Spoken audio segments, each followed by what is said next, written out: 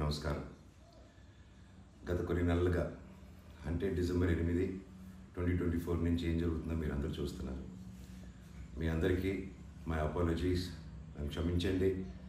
ఎందుకంటే ఈ ఒక సమస్య నేను ఎవరి కోసం అయితే పోరాడుతున్నానో మా స్టూడెంట్స్ కోసం అండ్ మా కాలేజీలో ఆపోజిట్లో ఉన్న పని చేసుకుంటూ ఉన్న ప్రజల కోసం అండ్ వ్యాపారాలు చేసుకుంటున్న ప్రతి ఒక్కరి కోసం.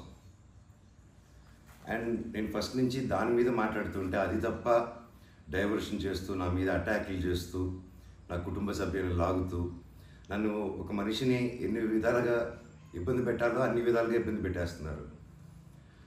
అండ్ భయపడతారు అనుకుంటున్నారేమో, అది జరగని పని, ఈ జన్మకి జరగదు. అది నేను తప్పు చేయలేదు. నా మీద నా భార్య మీద దాదాపు 32 కేసులు వరకు వేశారు. 32 కేసులు ఢిల్లీ నుంచి వాళ్ళ మనుషులతో, తిరుపతి నుంచి, హైదరాబాద్ నుంచి, ఎన్ని కోర్టులు ఉంటే అన్ని కోర్టుల నుంచి, ఎన్ని కలెక్టర్ ఆఫీసులు ఉంటే అన్ని కలెక్టర్ ఆఫీసుల నుంచి, అండ్ అన్ని బోగస్ కేసులే. అండ్ అన్నింటికి నాది ఒకటే రిప్లై, ఎందుకంటే నిజానికి ఒకే వర్షన్ ఉంటుంది, అబద్ధానికి అన్ని వర్షన్స్ ఉంటాయి. క్లుప్తంగా ఈ మధ్య జరిగింది. నేను ఫస్ట్ ఏం చెప్తున్నాను, వీళ్ళు బౌన్సర్స్ వేసుకొని మా వాళ్ళందరినీ కొడుతున్నారు, అక్కడ ఊరు వాళ్ళందరినీ కొడుతున్నారు, స్టూడెంట్స్ని కొడుతున్నారు అని నేను చెప్తూనే వస్తున్నాను. నేను అలా చెప్తుండగా నేను రాయచోటికి ఒక ఫంక్షన్కి వెళ్ళినప్పుడు ఆ ఫంక్షన్లో ఇక్కడ ఉన్న వాళ్ళందరూ వచ్చి ఒక వ్యక్తి రాకుండా ఇక్కడ వ్యాపారం చేసుకుంటుంటే ఆయన స్టోర్లో దూరి వస్తువులన్నీ ధ్వంసం చేసి కొట్టేసి అక్కడ ఉన్న స్టూడెంట్స్ని కొట్టి అద్దాలన్నీ పగలగొట్టి ఆ వీడియోస్ అన్నీ వచ్చాయి బయటికి. ఇంకా చాలా వీడియోస్ ఉన్నాయి. అన్నీ నేను చంద్రగిరి సిఐ గారికి ప్రతి ఒక్కరికి ట్రాన్స్ఫర్ చేయడం జరిగింది. ఓనర్ ఇంకా కనిపించలేదు, ఆయన ఏమయ్యాడు, ఎవరు దీంట్లో ఉన్నారో తెలియదు. కాకపోతే వచ్చి కంప్లైంట్ అది చూసిన వాళ్ళు వచ్చి కంప్లైంట్ ఇస్తున్నా కంప్లైంట్ తీసుకోలేని పరిస్థితి. కంప్లైంట్ రాసిస్తే కంప్లైంట్ బాగాలేదు, ఇది బాగాలేదు, సో ఇంకోటి రాసుకోరండి. ఒక 3 రోజుల తర్వాత కాదండి చెప్తున్నంత కంప్లైంట్ అంటే ఇంక 3 రోజులు అయిపోయింది కదా, ఇంకెందుకు అంటే ఇన్ని రోజులు నేను కొట్లాడుతున్నారని చెప్తూ పోరాటం జరిగే మధ్యలోనే ఇలా వచ్చి అటాక్ చేసుకుని ఎవడేం చేయలేరు ఇక్కడ అని ఒక మాబ్క్రసీ జరుగుతుంది. అండ్ నిన్న రాత్రి కూడా నాకు ఇంటెలిజెన్స్ నుంచి మా హాస్టల్లో ఉన్న సురేష్ అన్నకి ఆ వాయిస్ రికార్డింగ్ కూడా మీకు పంపిస్తాను. ఫోన్ చేసి నేను ఆనరబుల్ సీఎం గారి దగ్గర బందోబస్తులో ఉన్నాను, మనోజ్ గారు అక్కడికి వచ్చారా, ఎందుకు వచ్చారు, మీ హాస్టల్ దగ్గరికి వచ్చారా, ఎఫ్ఐ రెస్టారెంట్ దగ్గరికి వచ్చారా, ఏదైనా ప్రోగ్రామ్ చేశారా. నేను ఆ సార్కి చెప్పాను, సార్ ఇఫ్ ఎనీథింగ్ నన్ను అడగండి. నేను ఆ సార్తో ముందు కూడా మాట్లాడాను, మీరు వాళ్ళని ఇబ్బంది పెట్టకండి, ఎనీథింగ్ ఎనీ టైం నాకు ఫోన్ చేయండి అన్నాను. పైగా నిన్న మధ్యాహ్నం 3-4 అలా జరిగింది ఆ ఫోన్ రావడం, నేను ఆ సార్తో మాట్లాడటం. మళ్ళీ నిన్న రాత్రి నేను ఇక్కడ తెలిసిన వాళ్ళ రిసార్ట్లో ఉంటే, ఇప్పుడు దాదాపు ఒక 15-20 ఇళ్ళు ఉంటాయి ఇక్కడ. వాటి మధ్యలో అన్నీ దాటుకుంటూ సైరన్ వేసుకుంటూ 10:30కి వచ్చి నేను నా నెక్స్ట్ ఫిల్మ్ డైరెక్టరు నా సిబ్బంది అందరూ కూర్చొని మేము అప్పుడే డిన్నర్ కూర్చొని తిందామని కూర్చున్నప్పుడు సరా వచ్చారు.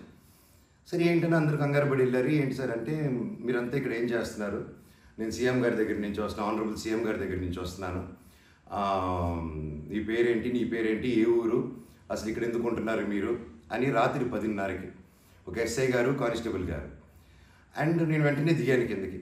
సార్ ఏంటి సార్ సీఎం గారు దగ్గర నుంచి వచ్చారని చెప్తున్నారు, what did we do mistake sir, ఒకసారి నాకు చెప్పండి ఎవరు అప్రోచ్ అయ్యారో, నేను వచ్చి కలుస్తాను సార్ అని చెప్పాను. లేదు సీఎం గారు లేదు, నేను ఆయన బందోబస్తు ఫినిష్ చేసుకుని వచ్చాను అని చెప్పి ఆయన మాట మార్చారు. ఓకే సార్ అంటే మేము దాదాపు ఒక 10-15 మంది ఉన్నామండి ఇక్కడ రిసార్ట్లో, ఒక 3 ఇళ్ళు తీసుకుని ఉన్నాము. అండ్ అందరూ చూస్తున్నారు, అన్ని రికార్డింగ్స్ అన్నీ చేస్తున్నాం మేము జరిగిందంతా. లేదు సార్ ఇలా అన్అఫీషియల్గా కాదు సార్, స్టేషన్కి వెళ్దాము, అక్కడైతే రికార్డింగ్ ఉంటుంది, డైరెక్ట్ డీజీపీ గారి ఆఫీస్కి ఉంటుంది, let's do that recording there sir అని చెప్పి మీ గారు అదండి స్టేషన్కి వెళ్ళి నాకు ఒకటే చెప్పండి, ఆనరబుల్ సీఎం గారి పేరు ఎందుకు తీశారు మీరు, అండ్ మా వాళ్ళని ఎందుకు ఇంటిమిడేట్ చేస్తున్నారు, అక్కడ షాప్ ఇరిగిపోయి అదంతా చేసి నేను కంప్లైంట్ చేస్తుంటే వాళ్ళని ఏం చేయట్లేదు, అది అడిగిన వాడిని మాత్రం ఇలా వచ్చి టార్చర్ చేస్తున్నారు. భయానికంటే ప్రేమ గొప్పదండి, అది నేను నమ్ముతాను. అండ్ నేను మళ్ళీ చెప్తాను, జరిగింది ఇది. అండ్ నేను అక్కడికి వెళ్ళిన తర్వాత పోలీస్ స్టేషన్కి నేను నా కారులో ఎక్కి స్టేషన్కి వెళ్ళాను. వెనకెళ్ళి ఎస్ఐ గారు వస్తున్నారు. స్టేషన్ లోపల ఆగి వెళ్ళిన తర్వాత ఎస్ఐ గారు 500 మీటర్ల దూరంలో ఆగారు. ఆగిన తర్వాత మా వాళ్ళు వెళ్ళి సార్ వెయిట్ చేస్తున్నారు, అన్నింటి ఎందుకు వస్తున్నానని కారు తీసి ఆయన వెళ్ళిపోయాడు, ఆయన కానిస్టేబుల్ గారు. నేను లోపలికి వెళ్ళి హెడ్ గారు ఉన్నారు, ఇంకో కానిస్టేబుల్ గారు ఉన్నారు. అయ్యా కెమెరా ముందు మాట్లాడదామని చెప్పి, అయ్యా ఇలా వచ్చి నన్ను డిస్టర్బ్ చేశారు, ఎందుకు చేశారంటే ఎస్ఐకి ఫోన్ చేసి నేను తీయట్లేదు సార్ అంటే స్పీకర్ పెట్టండి అన్నాను, అన్నీ రికార్డ్ చేశారు. అండ్ అఫీషియల్ ఆ కెమెరా ముందే మాట్లాడుకున్నాం. దయచేసి పోలీస్ స్టేషన్లో జరిగిన రికార్డింగ్స్ కుదిరితే చూడండి, మీరు తెప్పించుకొని ఏం జరిగిందో. ఇదండి జరిగింది. అండ్ ఎస్ఐ గారు రాలేదు, ఎవరు రాలేదు, నేను ఇక్కడే వెయిట్ చేస్తున్నాను. ఈలోగా సిఐ గారు ఫోన్ చేస్తే నాకు మెసేజ్ పెట్టండి సార్, మా వాళ్ళకి నేను ఇక్కడ నన్నే ఇంత ఇంటిమిడేట్ చేసి నన్ను ఇలా తొక్కాలని చూస్తూ ఉంటే ఇంకా మిగతా వాళ్ళందరినీ ఏం చేస్తారు సార్ మీరు, నేను ఊరి దాటాక వాళ్ళని ఏం చేస్తారు సార్, వాళ్ళకి ఏం ప్రొటెక్షన్ ఉంది అని చెప్పి అనడం జరిగింది. సో ఇది జరిగింది. ఎందుకంటే ఒక్కొక్కరు ఒక్కొక్క న్యూస్ క్యారీ చేస్తున్నారు. But this is the facts happen. నా దగ్గర ప్రతిదీ ఫ్యాక్ట్ ఉంది. నన్ను తప్పు అయితే నా షర్ట్ పట్టుకుని వరే మనోజ్ తప్పురా అని అడగండి మీరు, I'm ready for that. But దీంట్లో ఈ జరిగిన దీంట్లో ఏది నాది ఒక తప్పు లేదు. అండ్ ఈరోజు కూడా I'm going to meet SP గారు ఈరోజు 5 గంటలకి. ఆయన కలిసి ప్రతి ఒక్క ప్రూఫ్ ప్రతిదీ నా దగ్గర ఉండేది వెళ్ళి తీసుకెళ్ళి చూపించి సార్కి సబ్మిట్ చేయాలనుకుంటున్నాను. థ్యాంక్ యూ సో మచ్ అండి. జై హింద్.